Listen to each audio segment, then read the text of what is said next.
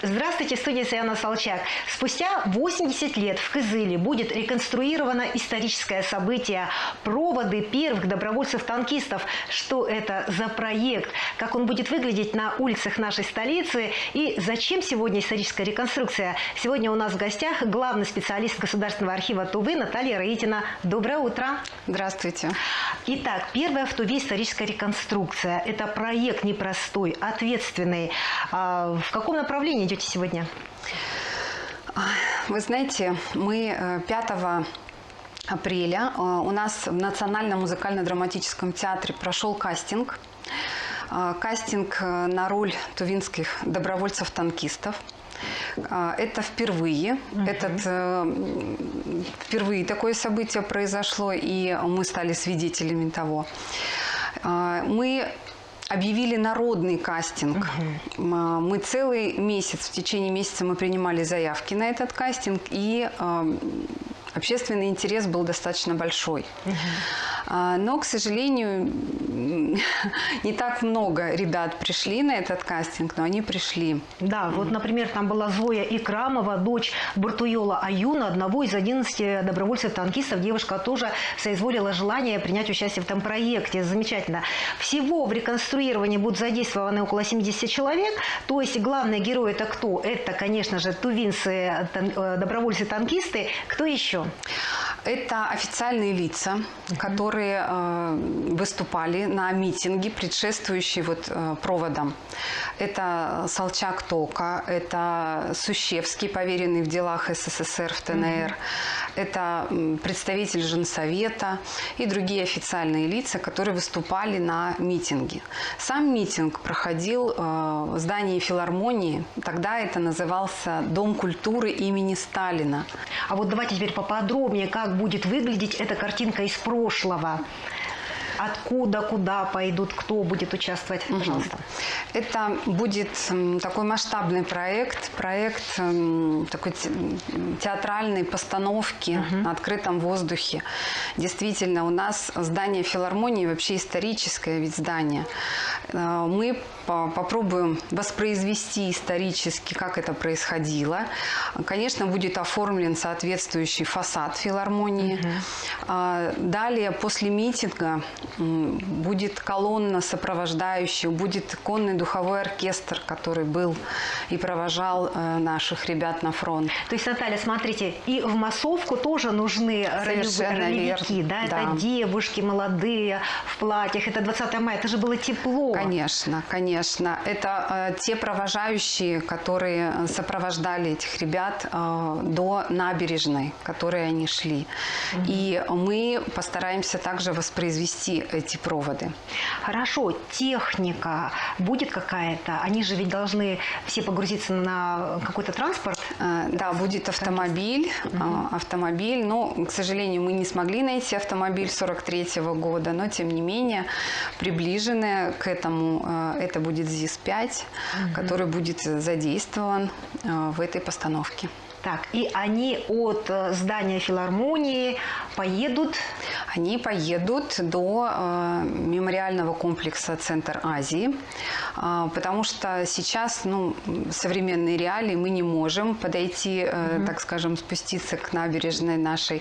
Поэтому вот тут уже немножко отхождение от того достоверного, скажем так. Как это исторически выглядело-то? Исторически это выглядело, что колонна двигалась к набережной, и там уже ребята, солдаты грузились на плот. На паром? На паром, простите, на паром, да. И, провожающие их, соответственно, провожали, махали им вслед. И очень красиво в статье «Тувинская правда» пишет, что солдаты, воины скрылись в горах. То есть вот такое вот литературное отступление. Хорошо. Наталья Владимировна, вы не с пустыми руками пришли с фотографиями. Давайте окунемся в историю вот, например, этой фотографии. На этой фотографии изображены как раз те тувинские добровольцы-танкисты. И вместе со своим инструктором в центре инструктор Савелий Григорьевич Рудик. который учил наших танкистов боевому мастерству. Курсы танкистов все они закончили накануне войны. Вот сначала, вернее, войны, в 1941 году. И по центру мы видим, вот с правой стороны мы видим Тюлюш Нурсата. Это командир добровольческого отряда, который как раз возглавлял. Ведь ему здесь 26 лет, он стал уже командиром. И всю свою жизнь, вплоть до 1989 года, он дружил со своим наставником, с Савелием Григорьевичем, и они переписывались. Об этом свидетельствует воспоминания его дочери. А вы знаете, я хочу упомянуть 96-летнего Петра Федоровича Иванкова. Он начинал военную службу музыкантом в рядах Тувинской народно-революционной армии 1 апреля 1942 года. Оркестр, в котором юный Иванков служил трубачом, участвовал во всех торжественных мероприятиях, проходивших в столице ТНР. И под звуки его маршей уходили на фронт тувинские воины-добровольцы.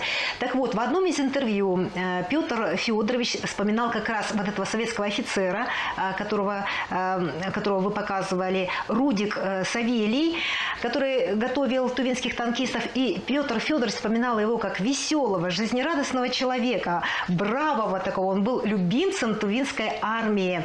И среди его воспитанников был и герой Советского Союза Чургуйол Намгаевич Хамушку. Но вот вы говорили о командире взвода тувинских танкистов-добровольцев Нурсате Тюлюше. Вот расскажите о нем поподробнее.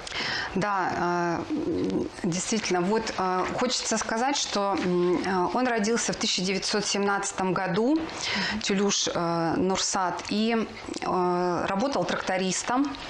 И причем работал достаточно успешно. Он был награжден орденом труда ТНР. И вот здесь он, по-моему, как раз с этим орденом запечатлен в центре.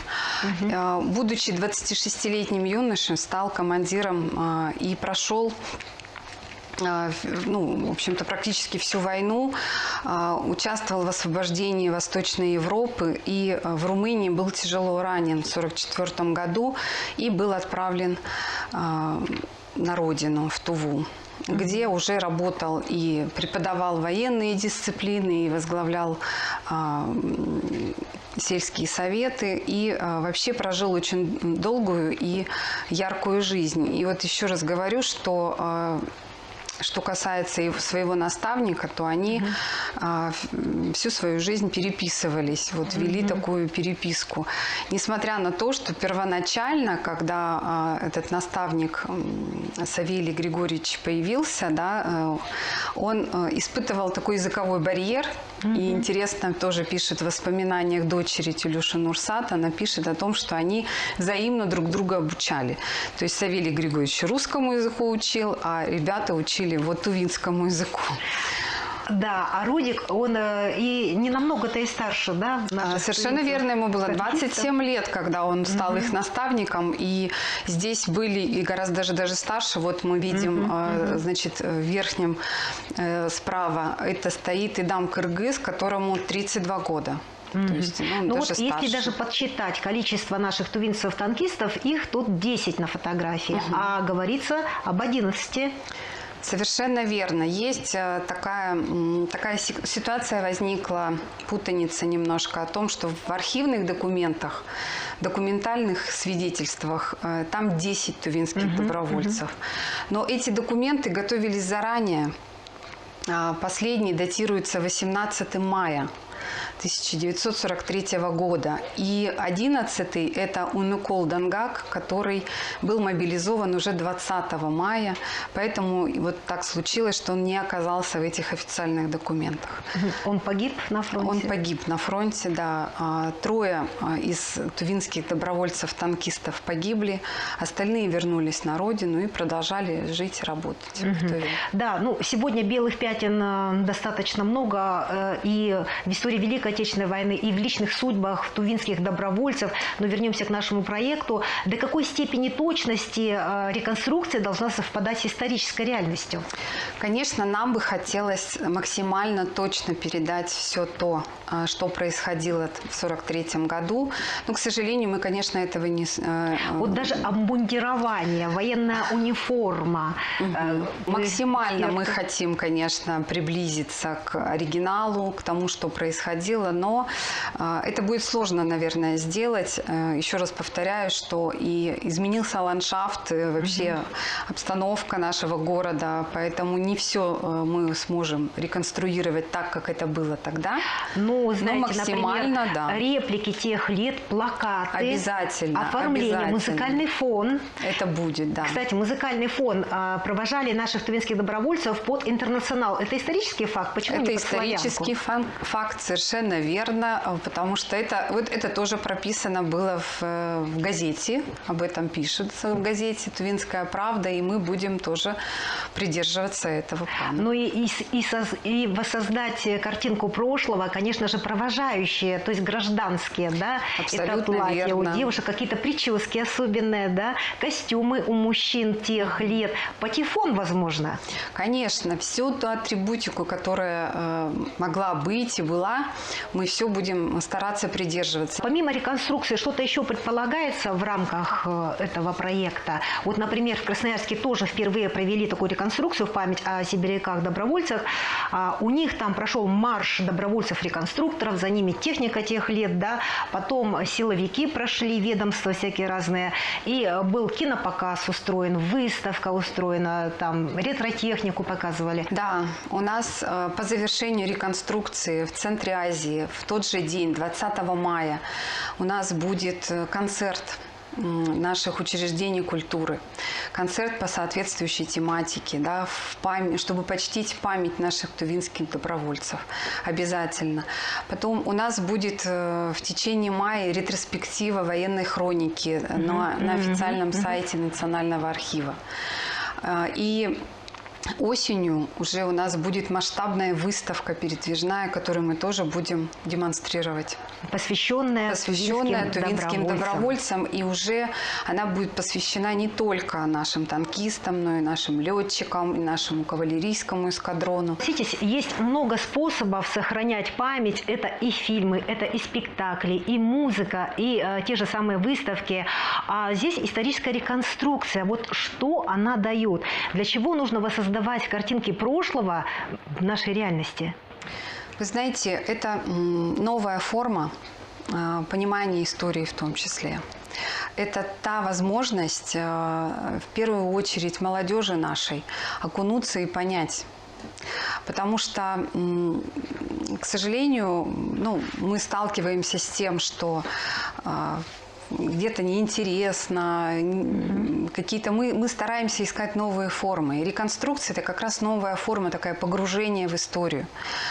Не просто быть зрителем, а поучаствовать в реконструкции. Ведь около 70 участников мы предполагаем как раз использовать нашу молодежь в первую очередь, чтобы они прочувствовали это, увидели, еще и испытали на себе.